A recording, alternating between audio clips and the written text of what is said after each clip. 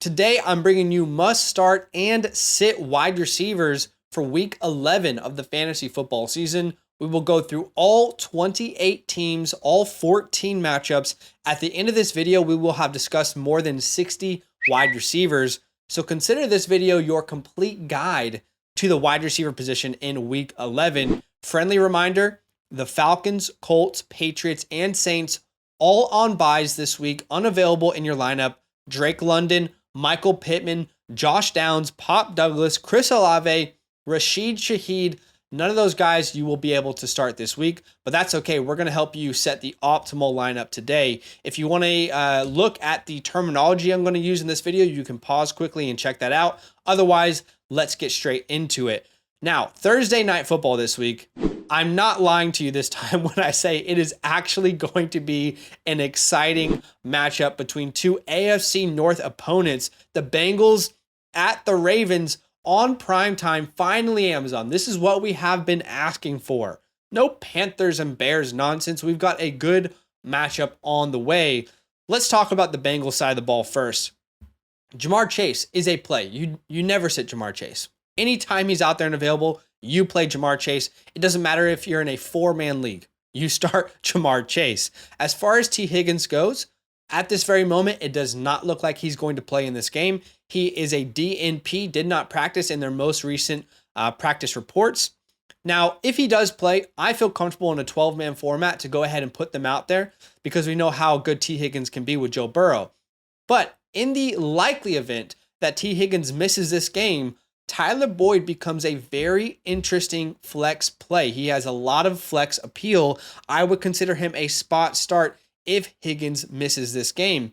Keep in mind, last week, Higgins did not play. In that game versus the Houston Texans, Tyler Boyd, 12 targets, finished just under 20 PPR points. He could have had even more if he didn't drop that touchdown.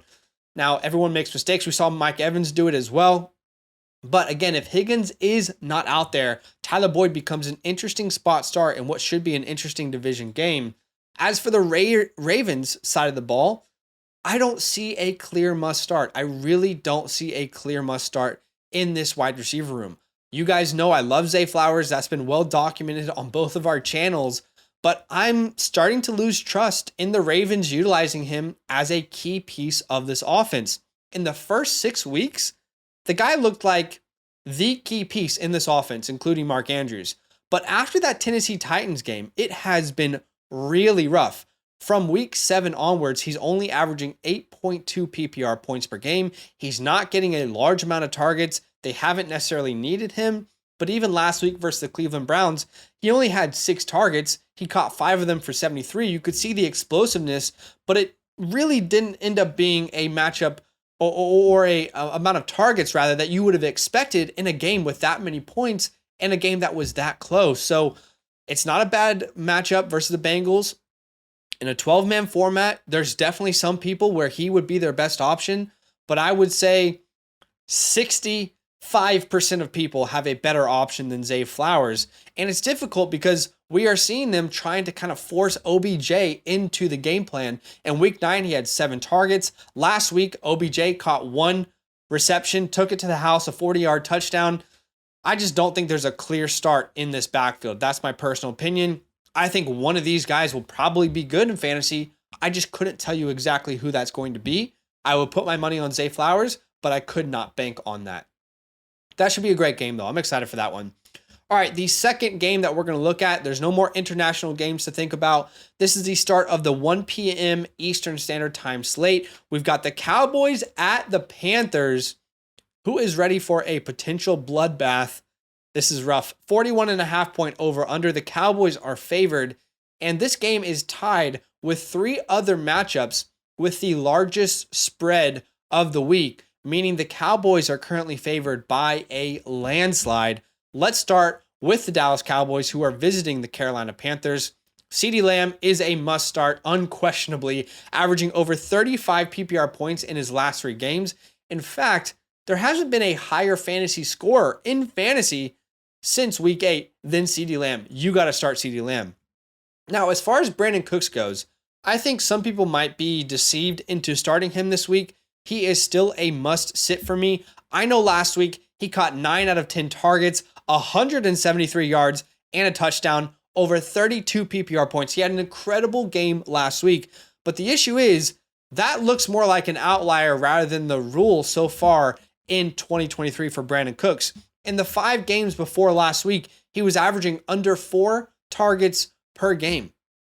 For me, this is not a wide receiver that I could personally trust in a 12-man league. I think most of you guys have a better option. Now, as far as the Panthers side of the ball, you will notice Adam Thielen is not technically labeled a must start in my eyes. You're going to have to play Adam Thielen based on your league settings. This is going to depend on the options that you have because the matchup is not ideal. The Cowboys are 27th in points allowed to the position, meaning they give up the 5th fewest points to the wide receiver room. And I'm just thinking about this logistically. How much time is Bryce Young going to have behind that offensive line against Micah Parsons, Dexter Lawrence, Dexter Lawrence, the guy on the other side? How much time is Bryce Young really going to have in this game to kind of allow routes to develop? So look, it depends on your options. The good news is, despite a couple bad games in the last couple weeks, he's still seeing a high amount of targets, 9 targets per game since the bye week. So there is always chance for garbage time points. Think about it. Even Sterling Shepard versus the Giants scored a touchdown. And we know that if anyone's going to pop off for the Panthers, it will be Adam Thielen. He's the only one you should even consider putting into your lineup, but you should have, let's say, lowered expectations this week if you do decide to start him. Now, of course, you can leave a comment down below and let us know what your most difficult start-sit decision is of the week. We will try our best to reply. However, if you're watching this, maybe go look and help someone out in the comments below. All right, the third matchup we're going to look at here is the Steelers at the Cleveland Browns. Now, this is going to be another interesting game. 37.5 points is the over-under, and the Browns are favored at home. Another very important matchup for this division. As far as the Steelers go, again, I don't see a clear must start. I think there are names that you can start, a la Deontay Johnson. You can start him, but we saw his ceiling this week, last week, and his floor the week before, 2.7 PPR points in week 10. He had 1 reception for 17 yards, and now he faces a much more difficult defense. The Browns give up the 2nd fewest points to fantasy wide receivers on a per game basis. Same thing we said about Bryce Young. Think about this. If you got Zadarius Smith and Myles Garrett breathing down Kenny Pickett's neck every single snap, how successful can Deontay Johnson and George Pickens be? Of course, it's going to depend on your options, but I would drastically lower my expectations if I was going to start one of these guys. I would label them both spot starts. If you're in a tough position, you can start them, but they're not exactly in the best matchup, and I don't project them to have any sort of top 12 week in week 11. As far as the other side of the ball for the Cleveland Browns, this one is very simple for me. You continue to start Amari Cooper. We have been saying that on this channel, even throughout his struggles this week. You start Amari Cooper, he's still an elite route runner, and he's still clearly the number 1 target on this team, coming off a 9-target game versus the Baltimore Ravens last week, where he scored almost 16 PPR points and had just under 100 receiving yards. Amari Cooper, the wide receiver 20 on the year, should be in everyone's lineup who's at least in a 12-man league or more. Now, as far as Elijah Moore goes, I don't personally have the confidence to put him into my lineup. Finally, we saw a good game from him, caught 5 of 7 targets, got into the end zone, but I need to see this more consistently before I'm going to put him back into my lineups. I am labeling him a risky start, which means if you're in a deeper format, a 14, a 16-man, maybe a 20-man league, there are some people out there in 20-man leagues, then you can consider him, but 90% of people would have a better option than Elijah Moore this week. But it is a good matchup, because the Steelers give up the 6th most points to fantasy wide receivers. So you start Amari Cooper with confidence, and maybe Elijah Moore is more of a DFS play for you guys out there who play DFS. Okay, moving on to the next matchup, we got the Bears at the Lions. A lot of divisional games this week. The over-under is 46.5 points, and the Lions are favored at home. Now let's start with the Bears side of the ball. Here's how we're playing the Bears.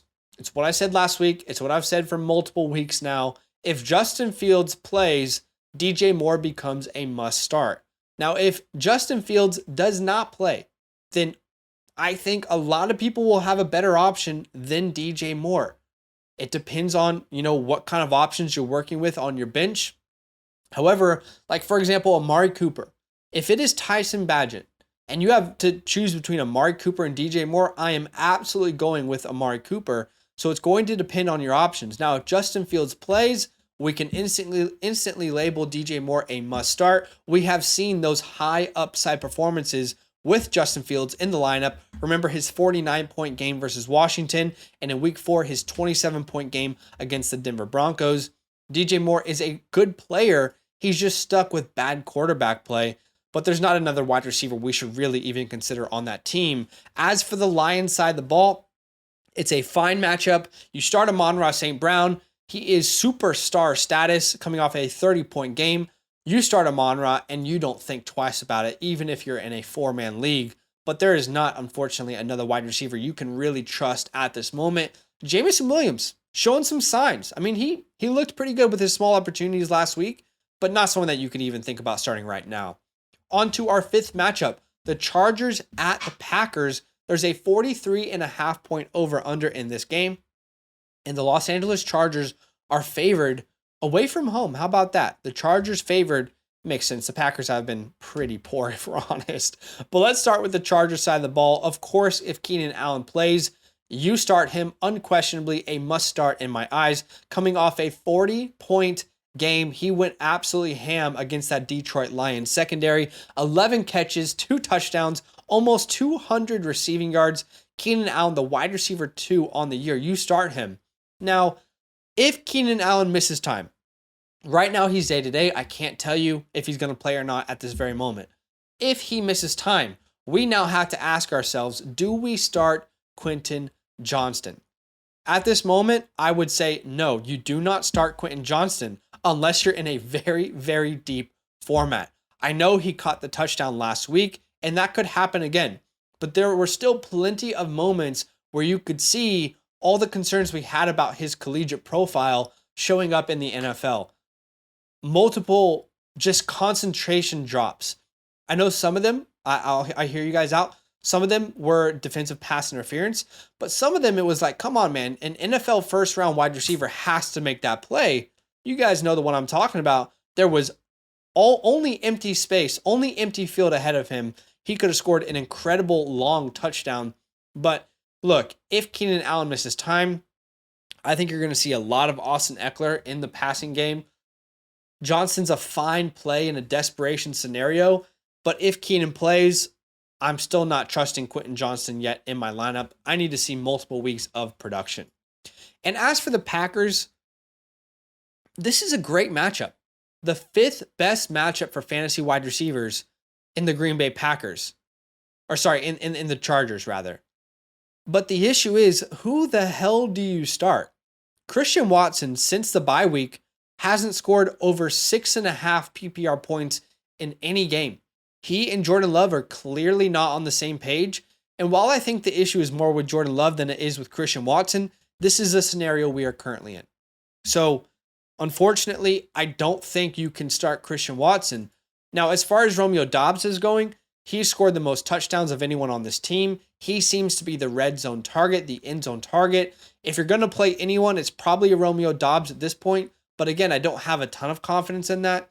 And as far as Jaden Reed goes, he's putting together a nice rookie campaign, but again, not someone that I believe is a player that you really want to rely on in your week. Jaden Reed, like Elijah Moore, is more of an exciting DFS play than someone I really want to trust in my lineup. But if you're in a deeper league, this is a very good matchup versus the Chargers, and it's very likely that the Packers are going to need to score points to keep up with this offense. So keep that in mind. It's a fine play if it's truly your best option. Let's go on to the next matchup. And how about this? The highest over-under of the week, well, at least tied with another matchup, tied for the second highest over-under of the week. That is the Cardinals at the Texans. How about that? 47.5 points. The Texans are favored at home. I want wide receivers in this matchup. I really, really do. If you think about it, the Texans allowing a lot of points this year, the Cardinals allowing even more points this year, and two competent quarterbacks throwing our wide receivers the ball in CJ Stroud and Kyler Murray. Kyler Murray looks great coming back from injury. I'm a huge Kyler Murray fan. It was great to see. Let's start with the Cardinal side of the ball here.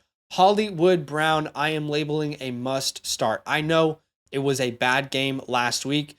He only had 4 targets. He caught one of them for 28 yards, but we were just inches away from a huge touchdown from Kyler Murray. If you didn't get a chance to watch that game, there was a deep play where Kyler Murray threw the ball. Hollywood was wide open, naked in the end zone, and unfortunately, the ball was just out of reach. Kyler's kind of shaking off the rust a little bit, but I still believe Hollywood Brown is going to be the number one option here in Arizona. And the good news is this is a fine matchup against the Houston Texans. They're not a bad secondary, but you can score on them. We just saw Tyler Boyd put up almost 20 points and Jamar Chase do his thing as well. Now, as far as Michael Wilson goes, Michael Wilson was just like Hollywood Brown, so close to a touchdown. I feel better about starting Michael Wilson this week than I would, let's say, Quentin Johnston. Than I would, let's say, Jameson Williams, Darnell Mooney, Elijah Moore. I'm looking at some of those matchups we just covered. So it depends on what your options are. If you're in a deeper format, there's absolutely a scenario where Michael Wilson could have a very good game. He's playing a high percentage of the snaps. He's getting a good amount of targets. Michael Wilson is totally in play if you're in a deeper format, let's say a 12, 14, 16-man league.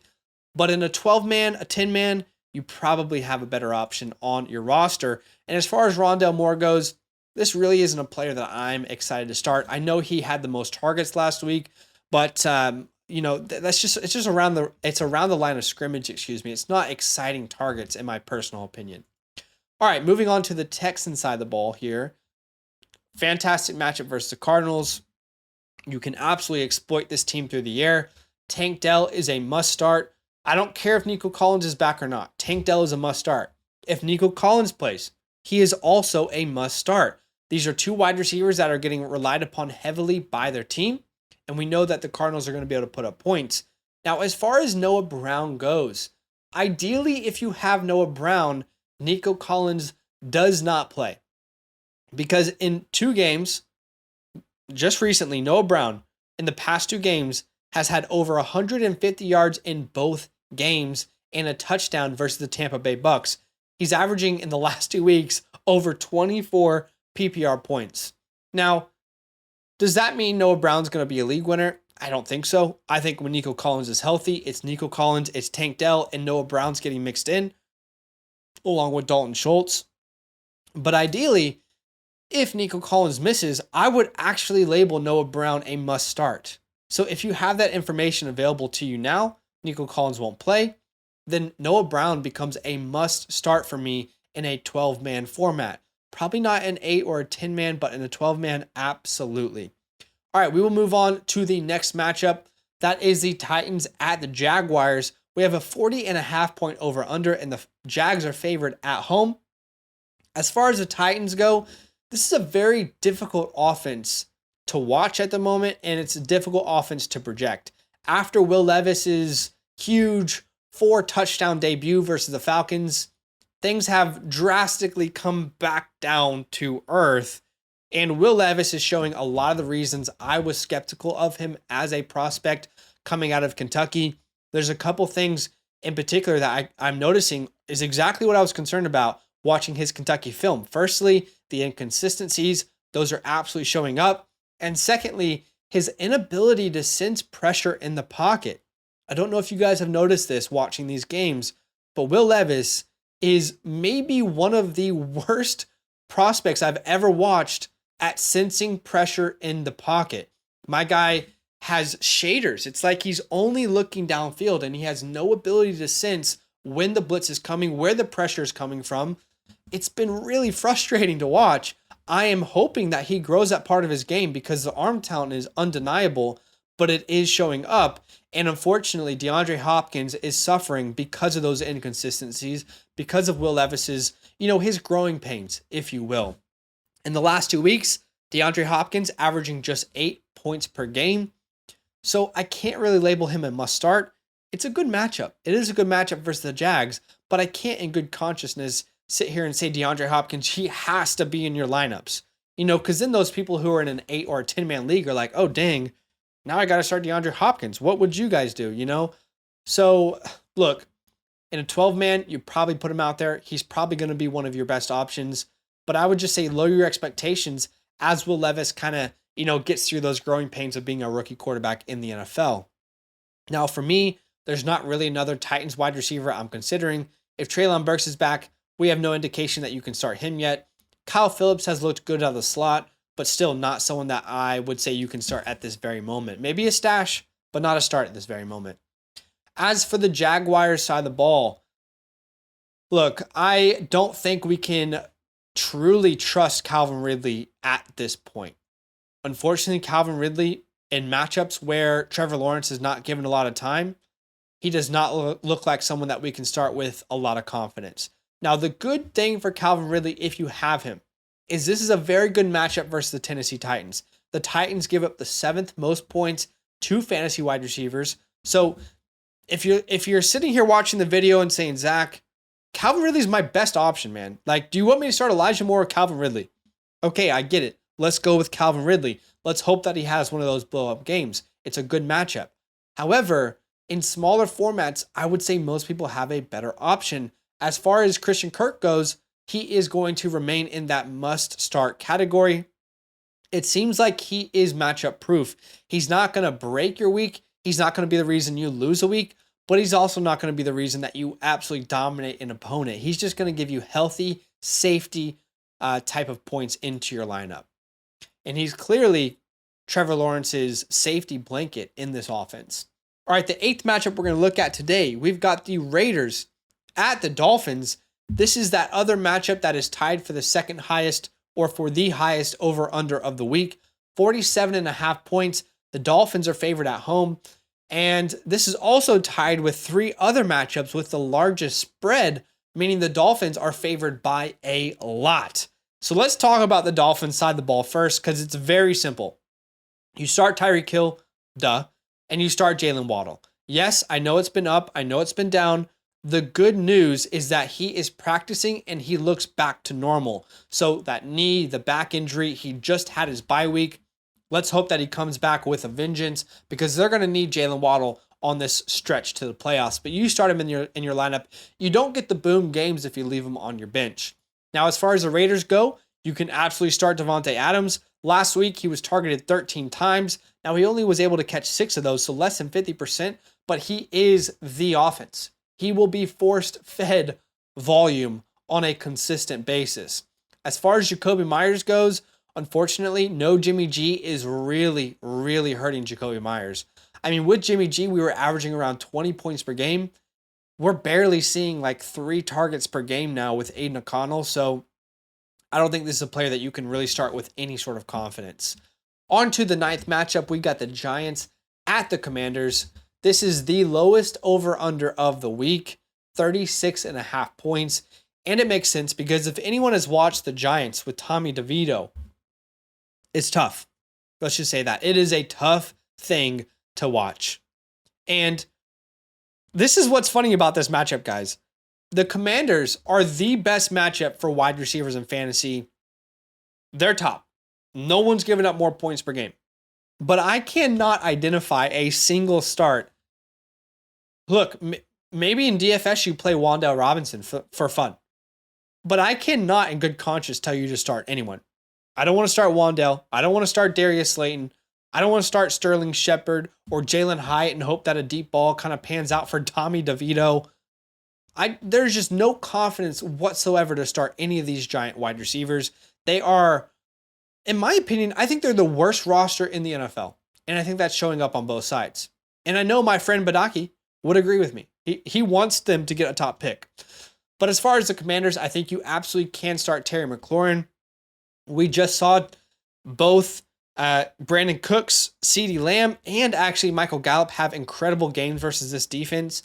Now, that will depend on how the Commanders approach the game plan, but Terry McLaurin absolutely can be in your lineup. Since week 6, he's never had less than 8 targets, and he's had a high of 12 targets in that span. So he's clearly the number one wide receiver on the team.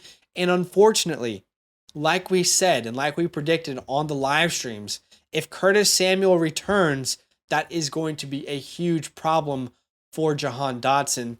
That's exactly what we saw this week. Jahan Dotson only had 2 targets. He didn't have a single reception. And Curtis Samuel, with 6 receptions, only caught the ball twice for 6 yards. So unfortunately, I feel like Jahan Dotson and Curtis Samuel, they kind of count each other out. So I just don't think you can start either of those guys with any sort of confidence at this point. It's frustrating. It was so fun seeing Dotson in a premier role, but it doesn't look like we're going to get that unless Curtis Samuel is out. And the 10th matchup we're going to look at here is the Bucs at the 49ers. Okay, this is tied with 3 other matchups for the largest spread, meaning the 49ers are big time favorites.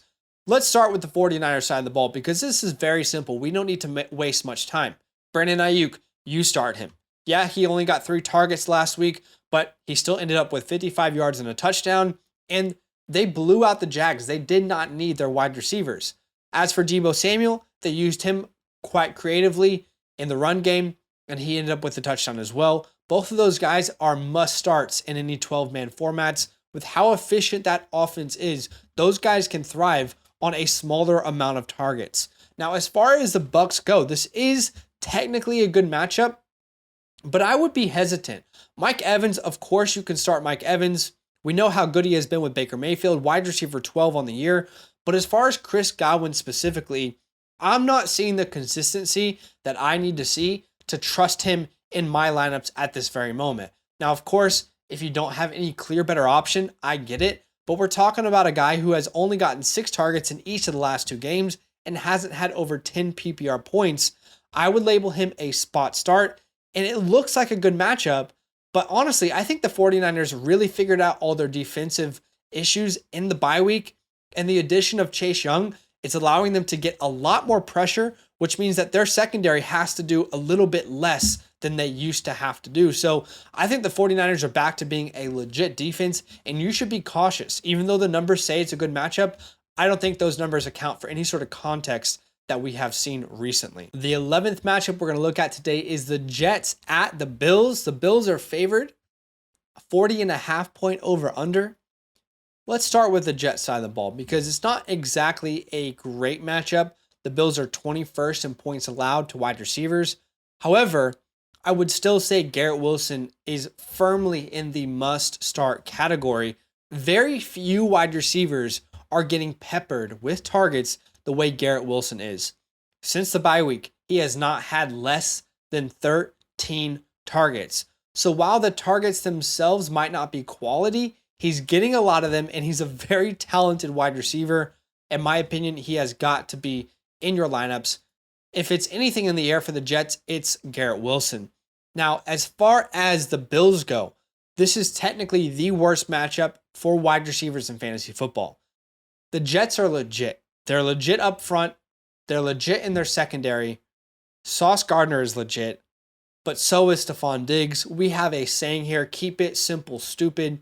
Start your stars. Stephon Diggs is a superstar. I know he's coming off his worst game of the season versus the Denver Broncos, where he had just 6 fantasy points, but this is not someone that I would consider sitting in any format. Again, if you're in a 4-man league, I am still putting Stephon Diggs into my lineup.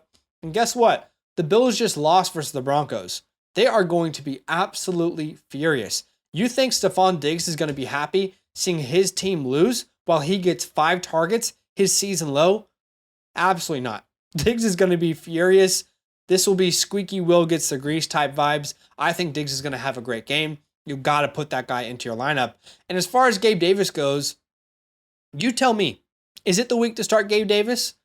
Because most weeks you do not want to put this guy into your lineup. So for me, I would say 90% of people have a better option than Gabe Davis on their bench or in their lineup. The 12th game we're going to look at here is the Seahawks at the Rams, another division game, 44.5 point over under. The Seahawks are favored away from home. This is the closest spread of the week, meaning Vegas believes that this will be a very close game. That's what we want to hear when it comes to our wide receivers. We want to know that the game will be close, will be within reach. No one's dominating, right? We want to know that on every minute of this game, the passing game is an option for both of these teams. You got to start DK Metcalf. You got to start Tyler Lockett. DK Metcalf is coming off a 12-target game. It's not a great matchup, but we know at any moment he can kind of boom for you. Lower your expectations for DK, though.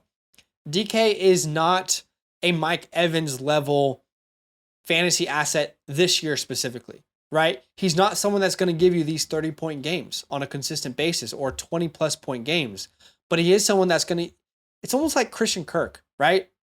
He's not going to blow your week. He's going to get you at least 10 points. Sometimes he'll get you 20, but somewhere in between there, and he's not going to blow up your week. But we know how talented of a player he is. As for Tyler Lockett, he's been less consistent, but he's had more boom-bust games, specifically the boom part there. Last week, caught 8 of 10 targets for 92 yards and a touchdown. So Tyler Lockett is someone that he's like the improved version of Gabe Davis almost. You got to put that guy into your lineup. And as far as Jackson Smith-Njigba goes, I would label him as a spot start. He's giving you consistency. He's just not giving you a very high ceiling. And as far as the Rams go, Cooper Kupp, Puka Nacua, 2 names that we advise strongly that you did not start without Matthew Stafford. And some of you were like, you're an idiot. You start these guys no matter what. But the context was important. When you got Brett Rippon throwing you the ball, that's not going to work out for pretty much any wide receiver in the NFL. But the good news is Matthew Stafford will play, which means Cooper Kupp and Puka Nacua both become instant locks into your lineup. I would consider both of these guys easily top 15 wide receivers in my rankings in week 11. As far as Tutu Atwell goes, though, not a player that you can really start while both of those guys are healthy. On to the next matchup. We are at Sunday Night Football. The Vikings at the Broncos. This actually should be a good game. The Broncos are figuring it out. They're 4-5. Meanwhile, the Vikings 6-4. They're on one of the hottest win streaks in the NFL right now. Josh Dobbs is getting the job done. If Justin Jefferson plays, absolutely. You can throw that guy straight into your lineup. Excuse me. I know that we want to see what Justin Jefferson will look like with Josh Dobbs, but absolutely, if he plays with the way Josh Dobbs is playing, you can put Jefferson in there and you can believe for a good game. As far as Jordan Addison goes, I'm also labeling him a must start. Now, he hasn't had the touchdowns in the last couple of weeks, but the yardage and the targets have been fine.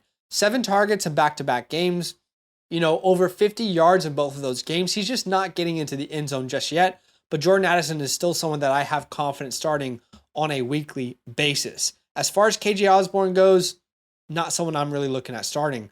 But as for the Broncos, Courtland Sutton is going to be a must start for me. He absolutely is moving into that must start category. Between Courtland Sutton and Jerry Jeudy, oddly enough, it actually is Courtland Sutton who's slowly taking over this wide receiver room. We now have a 9-game sample size for Courtland Sutton. And Courtland Sutton has scored a touchdown in 7 of 9 games. And now he gets to play the Minnesota Vikings, who allow the 9th most points to fantasy wide receivers. Absolutely. You can go ahead and put Courtland Sutton into your lineup. As far as Jerry Jeudy, I just don't think we have anywhere near the consistency to trust him at this very moment. Talented player, but just not putting it all together. And on to what I would say is the game of the year so far. Let me know if you disagree. But the Eagles at the Chiefs. Clearly, I have a vested interest in this game. I'm going to cheer for my Chiefs. But this, in my opinion, maybe biasly, is the game of the year. The Super Bowl rematch. Both teams playing well, but not up to their potential. But both teams also coming off of a bye week. As far as the Eagles go, you got to start both of those guys. You start A.J. Brown, duh. But even Devonta Smith, you start him. It is not a good matchup. It is not a good matchup technically on paper. But when you have the likes of Jalen Hurts throwing you the ball in a matchup versus the Chiefs, all that hype, we could see a huge game offensively for both teams. But more importantly, Dallas Goedert is not available. Dallas Goedert is not available for this team. We have seen in splits where Devonta Smith has been without Dallas Goedert, he has been fantastic. So you can go ahead, put Devonta Smith into your lineups with confidence. And as far as the Chiefs go, Rashee Rice is the only guy I really want to consider starting. And I'm actually quite excited about starting Rashee Rice this week. The Eagles are the second best matchup for wide receivers in fantasy football. Their secondary has been very suspect. Now, they did trade for Kevin Byard, so there's a chance that secondary is going to continue to get better this year. But with Patrick Mahomes, in a game where the Eagles can absolutely score, Rashee Rice is going to be necessary if the Chiefs want to win this game. So go ahead, put Rashee Rice into your lineups. In any 12-man format, I would say he definitely should be starting for you. So that is all the games for week 11. Let me know what you guys think in the comments below. Do me a favor, go ahead and hit that like button to show some love. That is it for today. We appreciate you. Enjoy the rest of your week, and we'll see you soon. Now that those idiots are done talking, who needs some rankings? Hell yeah, I need some rankings. Then use promo code LAND, L-A-N-D, for 30% off any membership at flockfantasy.com. Oh. It's so easy. Even your grandma could scan that QR code right there.